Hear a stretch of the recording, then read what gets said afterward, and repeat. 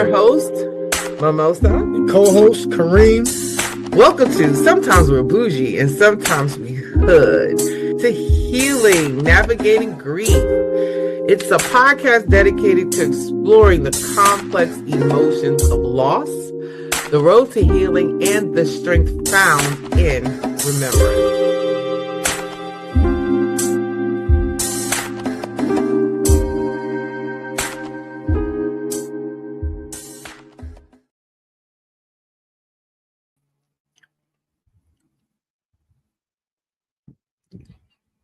Hey. How y'all doing today? Yeah. It's Can another you great hear me? day. You can't see me. Nope, can't see you. Oh, there I There go. you Look, technical difficulties. First, Yeah. and I don't think a show goes by when we don't have technical difficulties going on. But anyway, welcome to Sometimes We're Boujee and Sometimes Sometimes We're we're hood. yeah. Yeah, don't worry about it. It's good. A podcast dedicated to exploring the complex emotions of loss, the road to healing, and the strength found in remembrance. I'm your host, Auntie Mimosa. It's cousin Kareem. Here we go. Yes. And whether you're in the depths of grief, slowly learning to live with loss, or supporting someone on their journey, this space is for you. Grief is deeply personal. There's no timeline, no rule book, and no right or wrong way to navigate through it. But through shared experiences, honest conversations, and moments of reflection, we can find comfort, understanding, and hope. Each episode will dive into the emotions that come with loss, such as anger, sadness, guilt, acceptance, and talk with experts, survivors, and those who have walked this path. You are not alone in your grief. And together, we will move forward, honoring the past while embracing the present. And in this episode, we're going to pick up where we last left off at last week, talking about responsibility. Grief so often brings a sense of responsibility, what parts we carry with compassion, and how to put down the burdens that were never ours to begin with. Okay, I'm gonna say that again for the people in the back. Okay, Yeah, say it again. how to put down the burdens that were never ours to begin with in dealing with grief.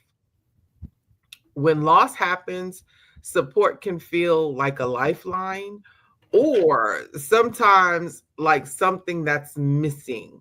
We'll explore what real support looks like, how to ask for it, and how to offer it to others. When someone we love transitions or is no longer with us, it's not just sadness we feel, it's questions, doubt, guilt, obligation, a huge weight we sometimes put on ourselves, and even a huge weight lifted. Whether you're grieving, walking beside someone who is, or just trying to better understand how to show up for someone who's grieving, this episode is for you. So take a deep breath, find a quiet space, and let's begin this journey toward healing one conversation at a time. Let's talk, let's heal, and let's remember together. So, if you missed last week's episode, we briefly went over the 7 stages of grief. And yes, 7.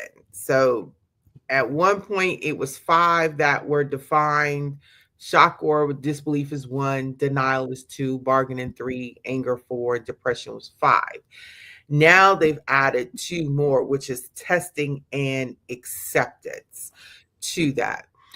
Last week we talked about, the stability and predictability of trying to be in control of, or being out of control when someone transition or you lose that someone close to you, shock of change that you didn't ask for, and the fact of giving your nervous system like a break and reaching out for support. So this week, we're picking up with the different kinds of responsibility in grief. Different kinds of responsibility. So, Cousin Kareem, what do you think those are? What do you think the different responsibilities in grief are? Or do you have an idea? What is your opinion on the different responsibilities in grief? We had touched on that a little bit, especially like with couples in a relationship Mm-hmm. where one person kind of provides the financial support and everything, and then the other spouse, they just kind of live life. And Right. then when the main spouse, if you want to say, passes on, Mm-hmm. the remaining spouse is stuck because they don't know how to achieve the daily activities. Right. It's not just about if you have little people parenting, it's about how to pay the bills. Mm-hmm. For some people, handling a budget is not as easy as people would think it is. Right. There's a lot more to a balance in a checkbook. Mm-hmm. I take, for instance, like I remember watching Hulk Hogan, who, anyway, that's another story. But Hulk Hogan, before he got his divorce from his wife literally said Mm-hmm. on television, she's like, "How could we have no money?" He was like, don't you know how to budget our balances? She goes, "No, you always just put money in there." So I just kept spending, and I'm like, Mm-hmm. "What?" Like, regardless if you keep putting money in there, there's a certain limit that you have, but just that what some people call common sense is not. Mm-hmm. Right. Right. People just don't understand. But then you got the other portion of it of, what if you do have little people? Mm. How do you take care of them? My Right. situation, Right. we're taking care of two special needs adults. Mm-hmm. You know, we had an idea, but we didn't know the extent of their upbringing, to the point that now not only are we raising our three kids, but we're raising them because their mentalities aren't in step with their age. And so now it's a trying situation, because Mm-hmm. now we thought we're just raising our two and then our three, and then we're going to just be helping these two. But now we find that we're going to have to actually raise them Mm-hmm. because they're still in the infancy and teenage stage, even though they're both almost 30 years old. So Right. that responsibility factor was laid at our feet, Mm-hmm. and now it's like, oh, you just gotta adjust. You have to adjust. Yeah, and it's not an easy adjustment, Right. especially when you even really have the whole scope of the picture of what Mm. was going on. I think that in a lot of cases, you don't know the scope of what somebody else was dealing with Right. because you weren't doing it. You look at it from the outside, like, oh, okay, you know, I got to take care of a dog now. But you didn't know that dog had problems because you're not a dog person. Like, dogs have a lot of health problems. And so Right. now you're taking this dog to the vet, and you're watching your bank account go down and down. And you're like, whoa, whoa. Like, I know this person loves this dog, but, I'm thinking about taking it to the pen, like, take it. They're like, hey, like, I can't do this. This is costing me freaking 2 G's every like 2 weeks. It's like, what are we doing here? Like, but yeah, I mean, you just don't know. Right. So, in that aspect, you're talking about the responsibility of additional individuals or children, or if someone that, or a relative that may have special needs that someone else may have to take on. Well, what about emotional responsibility? Oh, ooh, you got to speak on that one, because I don't want to draw on, draw too long. It's like, So let's talk about emotional responsibility with grief. That feeling responsible for the sadness of others, or trying to be strong for everybody. for everybody. Yeah. When you yourself must take time to process and grieve Yeah. that transition or loss. And I don't, I want to kind of touch on the emotional that from the perspective of, we always talk about losing loved ones. And like you mentioned, like uh, about losing a pet or the emotional responsibility in grieving when you lose your employment, Mm. whether you laid off, whether you're terminated, or even promotions. Like when you leave a position to take on another position, grief is associated with all of that because when you're used to being in a position in with an employer and you move, yes, you're generally happy or excited about the promotion. Sometimes they're linear, sometimes they're up, a promotion up when you take on more responsibilities.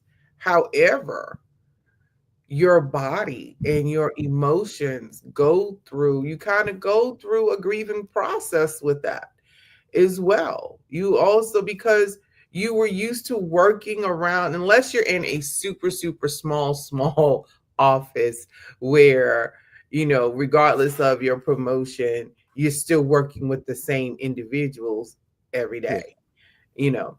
Um, but what is your opinion? What do you think that looks like when it comes to the emotional responsibility on that aspect? Because emotional intelligence,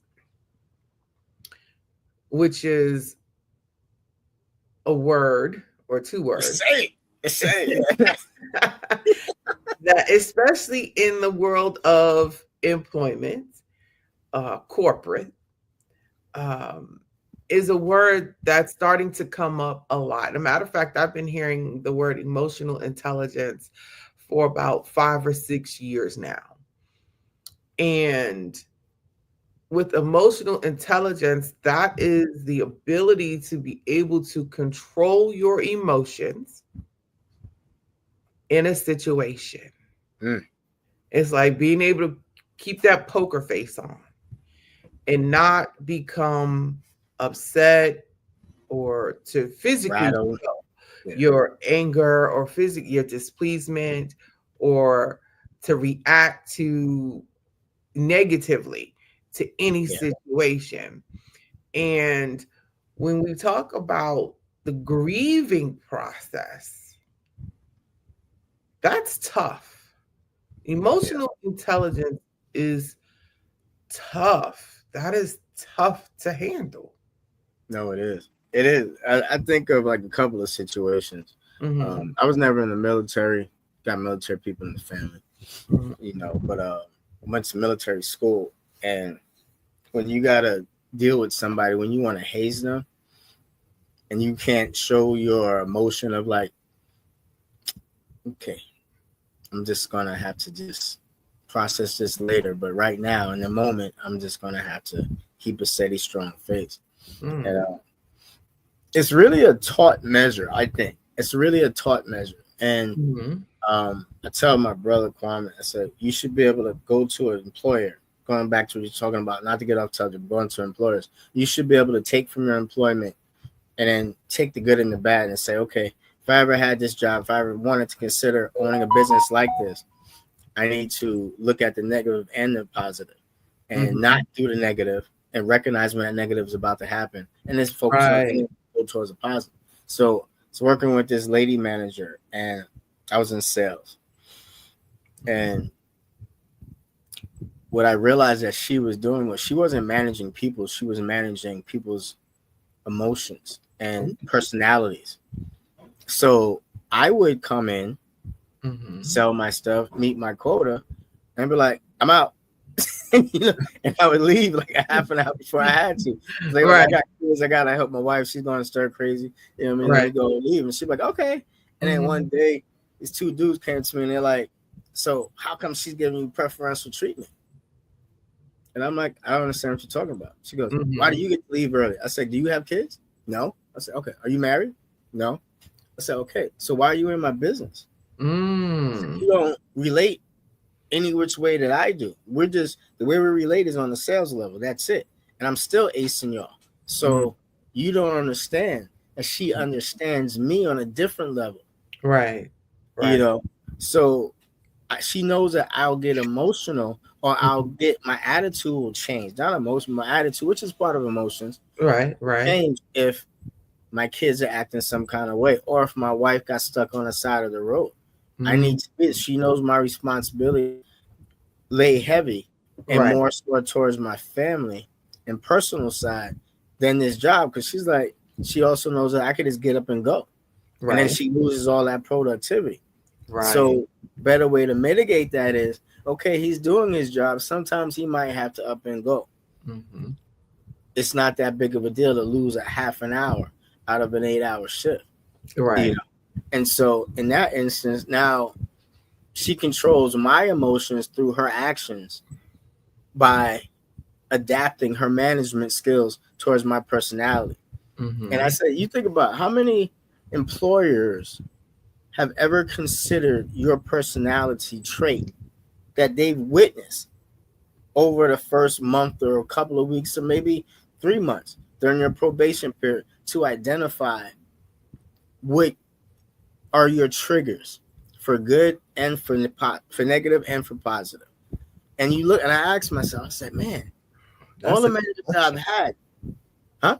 That's a really good question, and that's I think a good leader, someone who's really good in management that knows how to and understands their management, um, how to look at their individuals to know how to work with them. Yeah. Hmm. And That's then a being good leadership. sarcastic. Right. Being sarcastic, I think, is a trait. It's not. It's a skill because in so many ways, like so, I've been in sales for like almost like I don't know 16 years, and Hmm. so we had this thing that one of our managers had told me. He was a psychologist from Michigan, University of Michigan. And he was a cool guy, and it was so funny because he would sit there. He was tall. He was about 6'3". He would come in there. And sometimes if I had a problem closing people, he would come in there, he would sit at the desk, he would lower his seat. So he's shorter than them. He said it's a psychological advantage.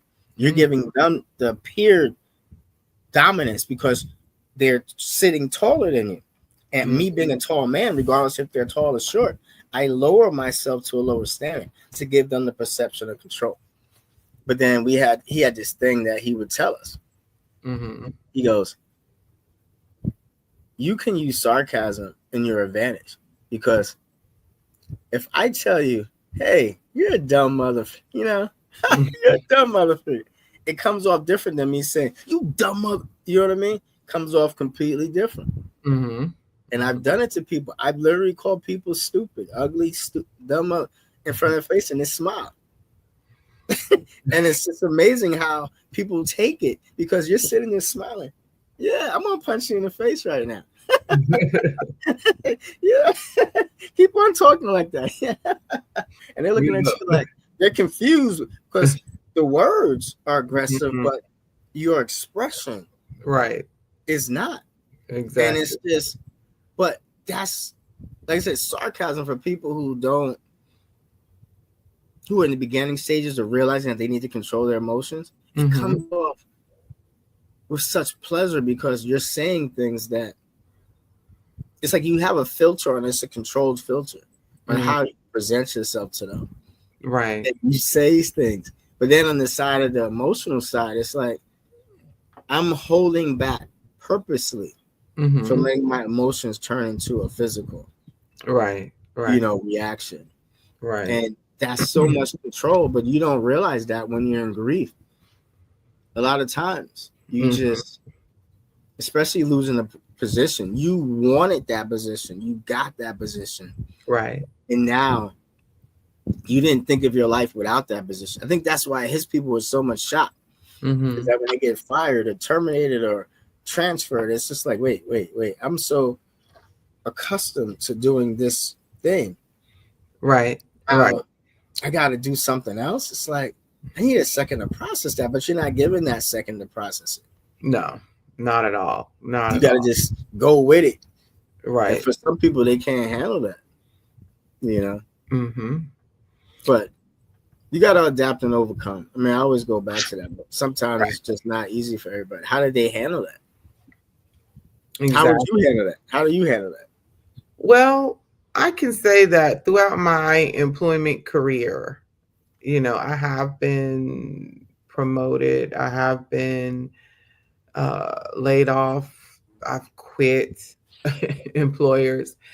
And I don't believe like I took a moment to grieve. I think the most detrimental one, I was actually terminated from a position, and because it was like out of nowhere, and I think I was more angry. It was like the shock and the anger um were the two that came because I enjoyed I enjoyed the position. So it's like the shock and the anger and behind it. And after that, it was just like, you know what? Freak them. I know who I am. You know what I'm saying?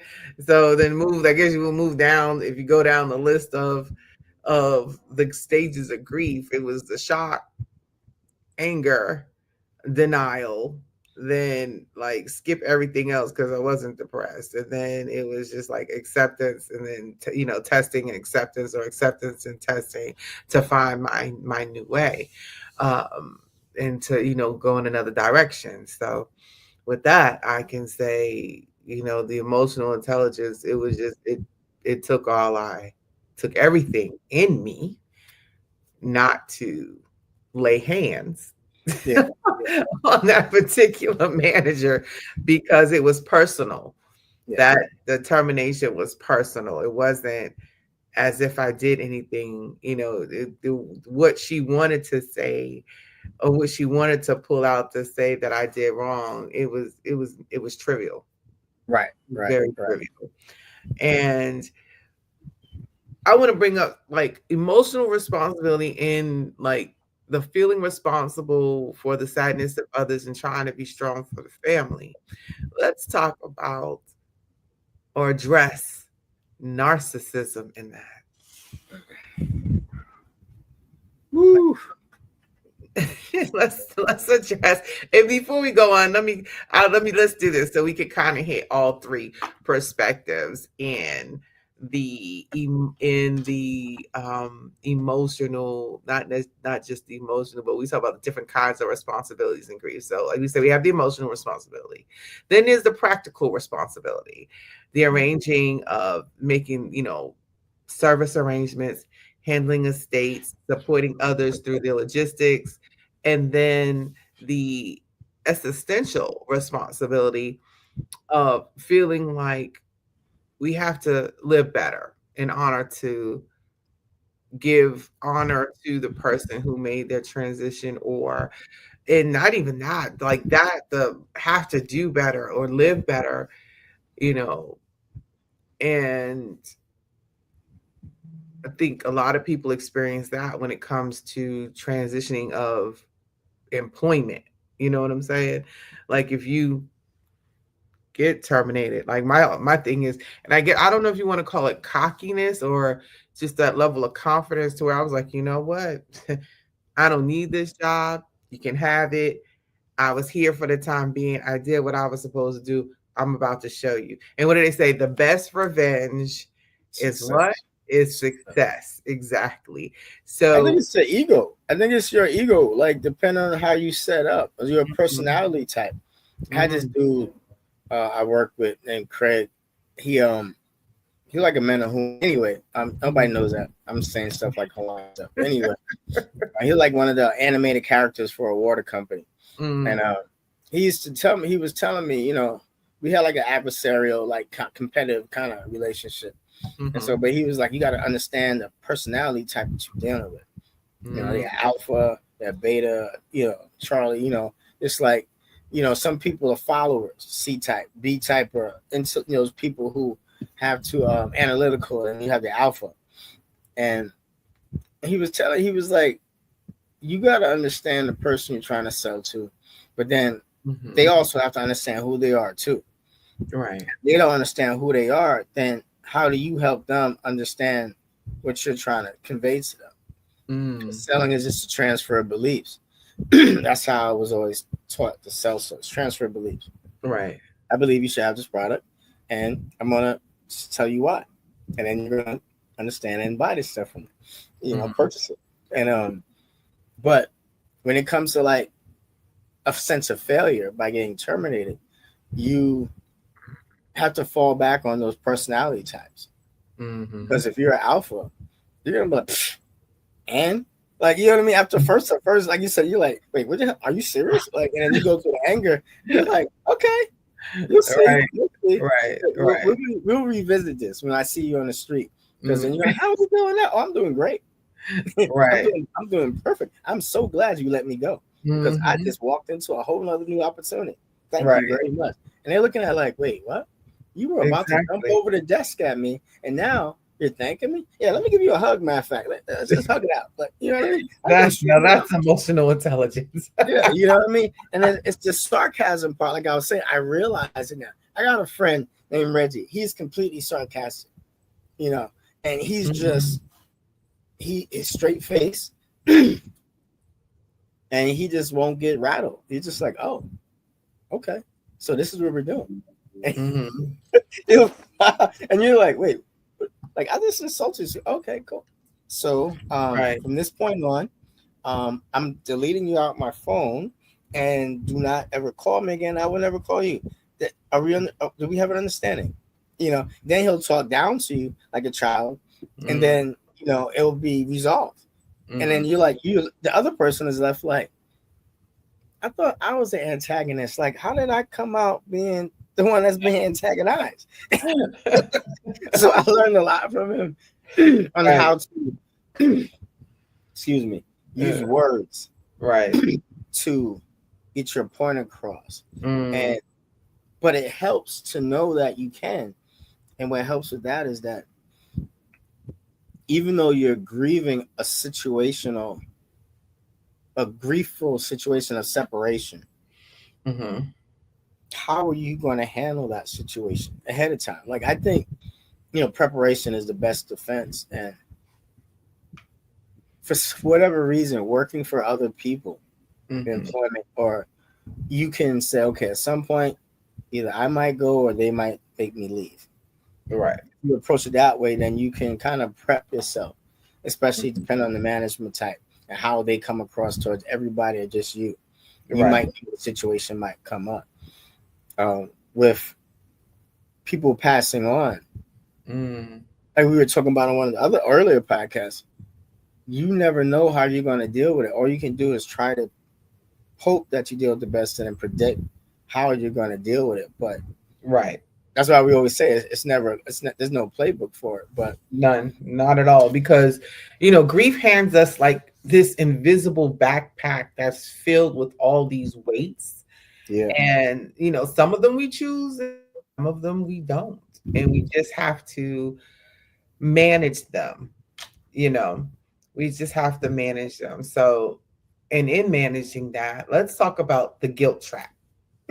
yeah, And okay, let's we're going to move toward the guilt trap. So, and guilt often masquerades itself as responsibility. yeah. Okay. So, can you think of a time where you may have felt guilty about the transition of a loved one, or, you know, the loss of a loss of a job where you have that guilt, and it's like, okay, what do I have to make this right, or I have to take care of aunt so and so or uncle so and so, because we just lost auntie or uncle. Like, what is that? Can you speak to that Oh at yeah, I can speak to that two all? times. I mean, I just told you about the with my wife's cousins. You Hmm. know, the mentally challenged ones. Like that right there was like, when you want to come home to your house and have a just lay back and relax, and you're like, oh no, I have two, basically, they're relatives, but Hmm. it's like that peace is not there. That's a Hmm. hard thing to come home to when your peace is destroyed. Hmm. So, and the other instance, my mom passed. I was in Hawaii. My Hmm. younger brother was in New York. Flew back, spent time there, tried to get everything established, thinking that my family was gonna step in since I got like 100 of those motherfuckers, and you know what I mean, in New York, and nobody stepped in except for my cousin. Hmm. One cousin. Hmm. Like there's people that I haven't, there's family members that I haven't seen in decades since my mom passed in '99, and it's no big deal. I went back to New York and no more. You know what I mean? It's just like damn, like you knew I was coming and you didn't even make a second of time to come in. And it's just like dang. You look at that. It's like this one. That was your sister. Like, Hmm. and you haven't no phone calls, no nothing. Like, and then I'm thinking like, man, I could imagine only how my brother felt being younger and having to take over. Wasn't from my cousin, who's like a cousin brother. Hmm. He would have been left out there on his own. Right. And Right. it was just like, and so we communicate, we talk, thank God for cell phones. But, you know, when we finally talked about it, it was like he felt some kind of way. And I was like, I could understand because I'd probably feel the same kind of way, but I had a family. So Right. that's my caveat. I had a family in Hawaii. It's like, am I supposed to up and move my family back to New York to take Mm. care of my brother or Right. move him out or quarter way literally around the world to Hmm. Hawaii? Just Right. like keep tabs on him. And it Hmm. wasn't like he was like 12. He was like almost 18. The Right. times, okay, we got to live anyway, like boom, boom, boom. Like, but when I was young, I was in my mid 20s, I didn't understand Hmm. responsibility, but it was Right. thrust on me.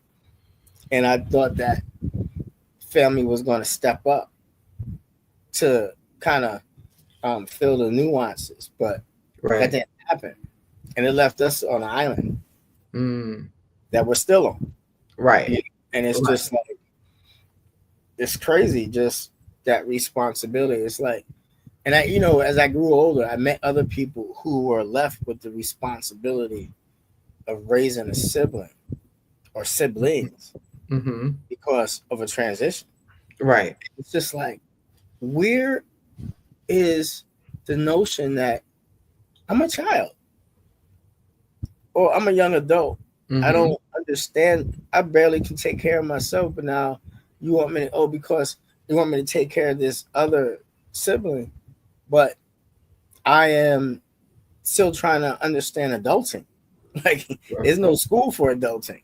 And it's Exactly. here I'm adulting, and you're telling me, oh, yeah, with your adulting, you're going to throw in childcare. It's like for somebody that's not your child, they're your sibling. Now, So, not only do you have to take care of you, and yeah, you don't know how to, you now have to take care of somebody else. yeah. And then you got to raise them to be responsible, and take care of themselves. It's just like, how's that look? Meanwhile, everybody else is in the background, and then you hear comments, and it's like, does Wayne Brady have to choke that? You know what I mean? It's like, do I need to get on a plane? Like, what the fuck you making comments on? And you next to the situation, I'm across the world, and now you commenting? Like, don't let me Hmm. see you in person. Maybe that's why nobody ever came and calls me. I just realized that because I threaten people a lot.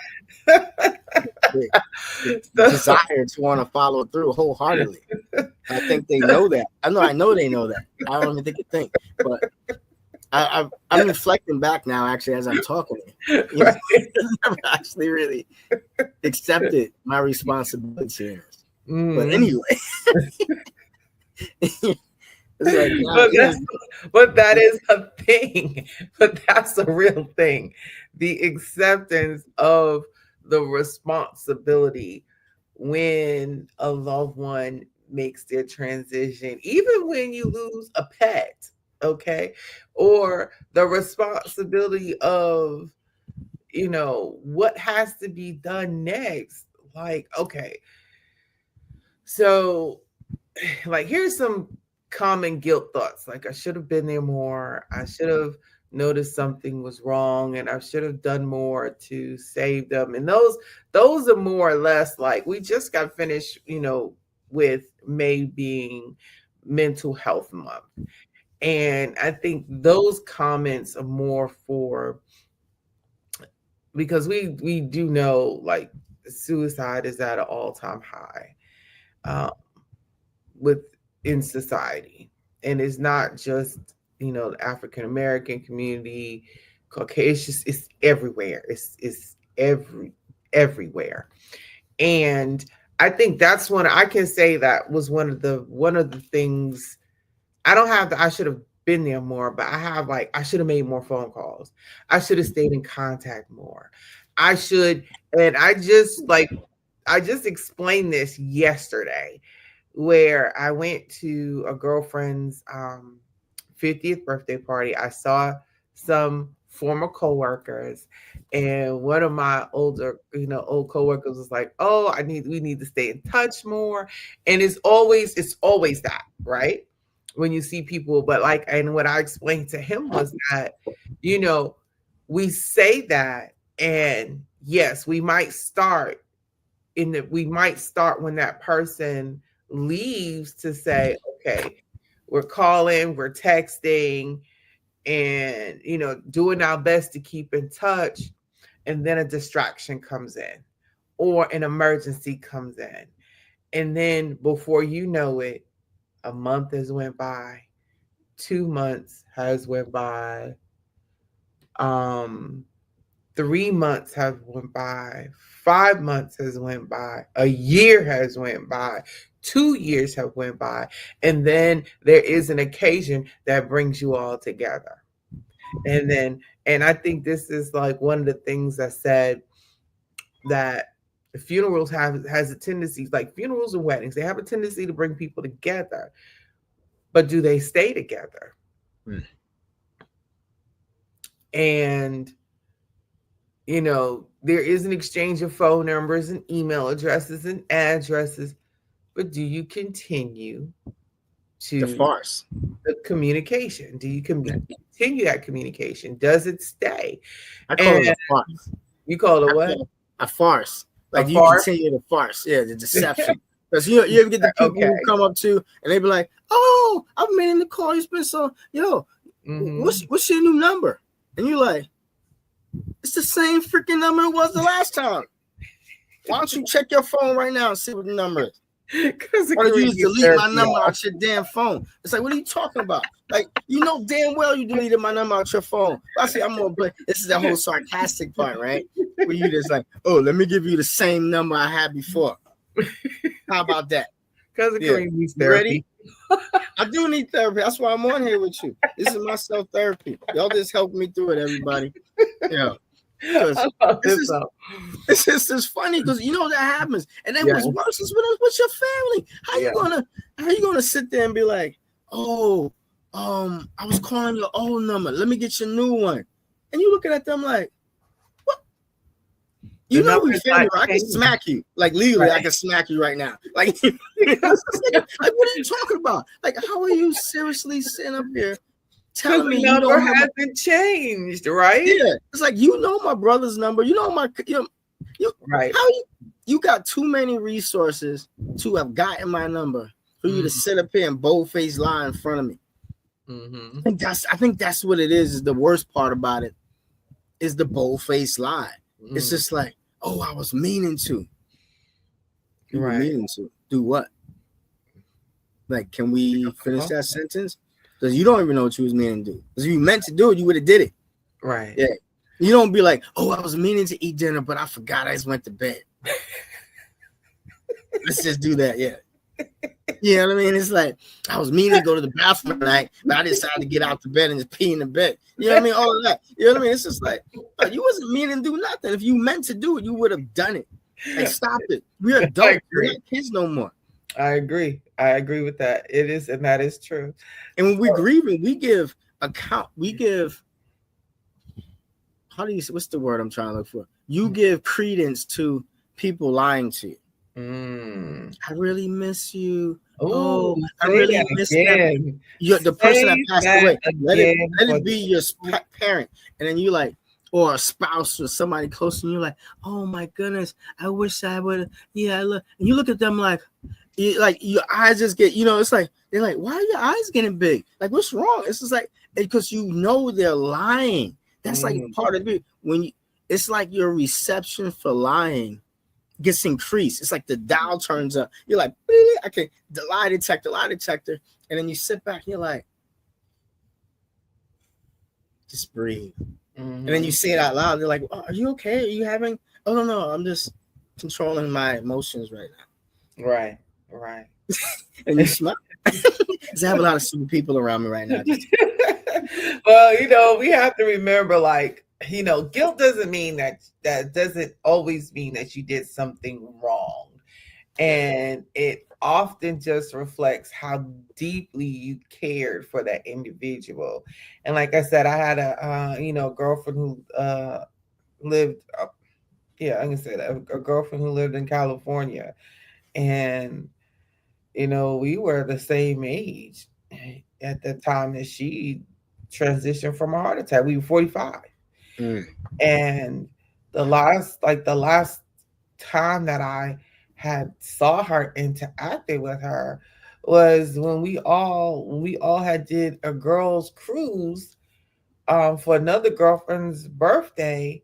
And then like after the cruise we spent time in Miami, and then we kind of stayed in touch, but again, life gets busy, and it's just really a matter of taking the time to stop, like if you can. I'm terrible with this because out of sight out of mind for me, and I have to get better, definitely have to get better with this. And but I'm also the type of person that if I continue to keep reaching out to you, you do not reach back out to me, I'm going to stop. Yep. I'm going to stop. And then eventually, you'll be like, oh, I didn't. Then here comes that, oh, I've been meaning to call you. Well, yeah. And I'll tell people, right. And I will tell people, like, people haven't seen them. Why haven't you called me in a minute? The phone works two ways. There's also social media now, and there's email. I see you on social media liking all my posts, liking everything I put up. I used to dial the phone. I used to call, but no, I'm not doing it anymore. But and I've often said that guilt and grief is love that has nowhere to go. That's deep.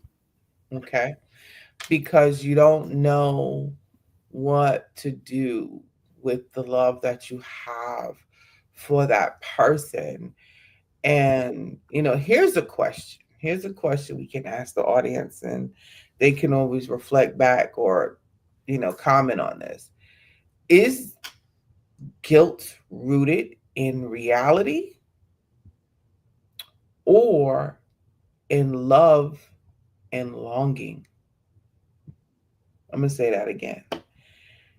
Is guilt rooted in reality or in love and longing? That's something to think about. I think love and longing. I think it's because it's not reality, because grief and love and everything transcends space and time. The reason why I say that is because you can love somebody who you barely met. You can love somebody who impacted you in such a way Mm-hmm. without the physical love. Like, I think the misinterpretation on love in a sense is that love has to do with sex, you know, and not everybody, a lot of people look at that as Mm-hmm. love having to do with sex. You know, they don't look at it as an aspect, oh, I can love my friend, an object, a thing. And then it's just like there's different levels of love. But Mm-hmm. the love that you have, it transcends time. Because how can you still have the same emotional attachment to a grandparent when they've been gone, passed on for how long? But Mm-hmm. the feeling, the emotional impact of that person is still there. You know, Right. the same thing like with divorce. You can have loved somebody, and then now you're divorced, and now you have a immense amount of grief, disdain, sometimes even hatred towards that person now. Mm-hmm. But the connection is still there because it was brought on initially by love, and Right. now it's turned into something completely different. Right. And it's uncontrollable because you like, I just want to let it go. And then it's just like, but a thought, situation, an Mm-hmm. image can Mm-hmm. bring back all of those emotions. And then you jump back from Jump Street because Right. start from I can't stand that person, but then you remember you go backwards through that time frame, and then you go back to the point where you guys originally met. And it's like, why does it play like out like that? It's like a rolling of emotions. It's like a wave. Like you start up present and you go backwards, and then sometimes a wave right come backwards. You know, where you go from disdain to love back to disdain. It's like remember, it's like, yeah, I don't love this dude or this person, this girl. You know what I mean? And you're like, yeah, I'm good. I'm good now. Like Mm-hmm. that was just a wave. It's gone now. You know, it's Right. shallow. And Right. it's like, but when it comes to loved ones that transition, it's like when those moments hit, sometimes it's really debilitating where you just have to stop. I Mm-hmm. need to take a break. I'm gonna go sit in the stairwell. Don't talk to me. I'll be back in 15 minutes. But you just had your, I said, hey, I'll be right back. Mm-hmm. I need to take a break, you Right. know, and you got to get away. You just got to detach yourself from where you're at, but you can't function. Mm-hmm. But yeah, it's like that's what you say about the reality. It's like I think it's trapped in the love because the reality. Let me back up. I said the reality of things is not always what it seems to be because what reality are you in? Right. Right. And People speaking of don't that, know what right. reality they're in. You know. Right. And speaking of that, the real versus fake or false responsibility. How about that? Mm, So, and the questions to ask, was this truly within my control? mm, Your emotions, like, are your emotions, was this truly within my control? Would my loved one want me to carry this blame? And am I expecting perfection from myself? whew, that's another one right there. That's another one right there. Cause I'm telling you, like what keeps me going. Mm-hmm. There's been times that legally wise, how did they say? There's been things that I've gone through in my life where I didn't wasn't going to be here anymore. But it's like I look at these situations. I say, okay, well, I'm here for a purpose because I survived. And I look at my mom pictures. I look at them. I'm like, how was she? If she was still here, Mm-hmm. if I asked her, my mom got to a point. Let me back up. My mom got to a point in her life where she didn't give advice anymore. She waited for you to ask, but she would have a caveat. She'd be like, okay, so my understanding is that you're asking for this information, for me to comment on the situation, give you advice. So since you came to me, however I give it to you, are you going to accept it? Oh. And if you're going to accept it, I don't want to hear anything in the backwoods about you being upset. Do we have an understanding? Mm-hmm. And so this is one of the reasons why I cursed everybody out of her wake in the church, Mm. because this is what she would do. They would ask her information, and she would give this caveat, and then Mm-hmm. they would get all pissed and start talking behind her back, and then I would find out about it. Anyway, it was just a matter of, are you going to accept what somebody has to say if you're asking advice? And then everybody was, oh, it's such great advice. I wish I'd listen. Oh, your mom is so brilliant. Oh my gosh, help. Oh, she's so beautiful. It's like, what? Like, shut up. I know what she said, after that. But, and it's just like, it's Mm-hmm. a matter now of, for me, it's just, I could never, I picked up my gun like twice Mm. to take myself out. And it came to a point of, like, mom's passed away. It's just like she's like one of those big head things from football on the wall. It's like boom, like her image of her face, and I'm just like, oh, whoa, where'd you come from? And Mm-hmm. it's just like, there's no way she would have been okay with that. Right. And because of that guilt, I've never uh, accomplished that task. Mm-hmm. But it's that guilt of, she put so much into me that how dare I give up? How's that? You ever had that impression, like, if somebody put so much into you, got in, it's like you thought they didn't, that you wanted more from them to Mm-hmm. help push you, but you realize you already got it at some point. When you overcome a situation, you look back and be like, thanks, mom. Thanks, grandma. You know what I mean? It's like, it's that It's, point where you like accept it. it's I would say it is definitely an obstacle. It's definitely challenging because a lot of my accomplishments that a lot of my accomplishments and achievement and success in my life was done for my grandmother, for my mother, for my sons. Um, Now, in my home, I have a wall, what I call wall of accomplishments. And it's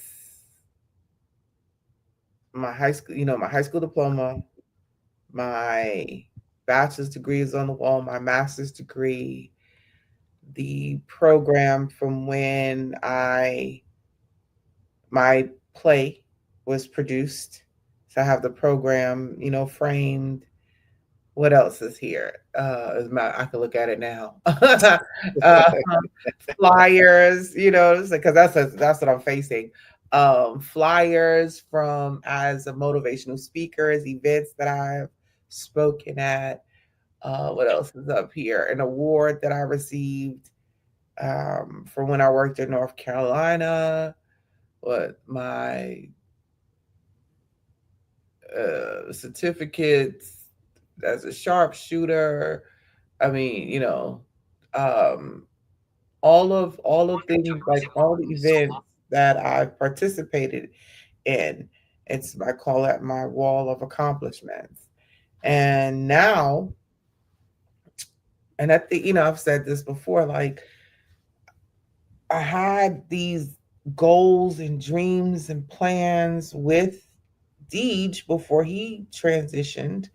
Yeah. And when that happened, and it was like I saw him maybe a month prior to his accident, and that's what I'm gonna call it, his accident. And we talked, and I talked to him, and it was just like I kind of do get that guilt. It was like, oh, if I knew this was going to be the last time I saw you, I would have hugged you tighter. Mm. You know what I'm saying? If I knew this was going to be the last time that I saw you, I would have told you to come back to Atlanta with me to avoid the accident. You know, it was like it's almost like if I could have predicted or if I It's could that have regret. saw the future, Yeah, I would have that's that if I could have done more. yeah. Um That moment of regret. That moment of those moments. I can't say that moment. Those moments when you, because I think the closer you are to people, not to cut you, I apologize, but when you're close to somebody, it's never one moment of regret. It's a multiple moments of regret. Like there's certain levels that you regret the obvious situation of them passing, but then you regret the moments of, I could have picked up the phone call. I could have went there. I could have, and then that's why I right. say it's the regrets. It's those things that just come out, and you're like, "Oh my goodness!" And Like, that's a part of that guilt. yeah. That's a part of that guilt. So uh Oh of wow, that course, was quick. yeah. And of course, grief can blur the lines between what we wish we could have done Mm, and what was ever humanly possible. right. So with that, I'm going to say that responsibility is part of grief, but it doesn't have to crush us. Mm, We can separate guilt from love, and we can honor real duties with humanity and not with impossible standards. And when we lay down the burdens that don't belong to us, okay, and we can lay down the burdens that do not belong to us. And with that being said, thank you for joining us today on this journey through grief, healing, and remembrance. Grief is not something we simply get over. It's something we can learn to carry, something that shapes us, and something that teaches us about love and resilience. As you move through your own process, remember to be patient with yourself. mm. There is no timeline, no right or wrong way to grieve. Honor your feelings, embrace the memories, and allow yourself a space to heal in your own time.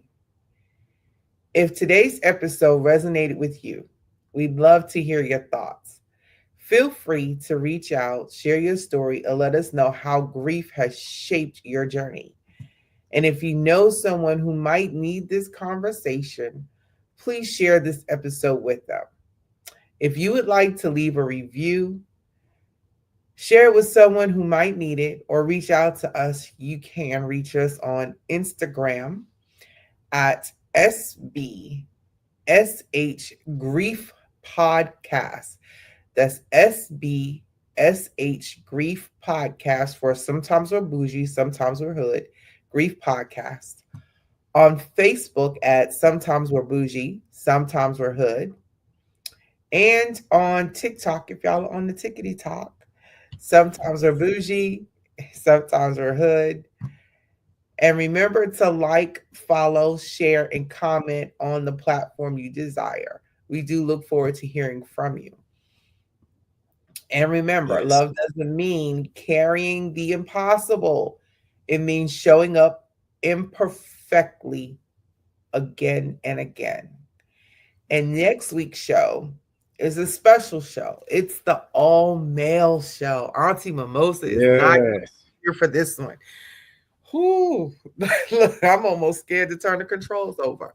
So next Sunday at 6 p.m. Eastern Standard Time, it's Cousin Kareem, Yeah. Jaquan Johnson, and Mandelion. They're gonna do a special male show with the upcoming of Father's Day, and then on Father's Day will be myself, Auntie Mimosa, and Jaquan, and we'll guide you through the Father's Day grief. But the men have it next Sunday, so y'all, all I can say is tune in because I don't know. I'm letting the controls go. Woo! Y'all have some fun. That Yeah. might be a 2 hour show. It's not an hour. It might be a 2 hour one. Yeah. But until next time, please be kind to yourself, Hold space for your emotions and remember, you are never alone in this journey. Grief is love with nowhere to go, and you deserve all the care in the world. So take care. Enjoy.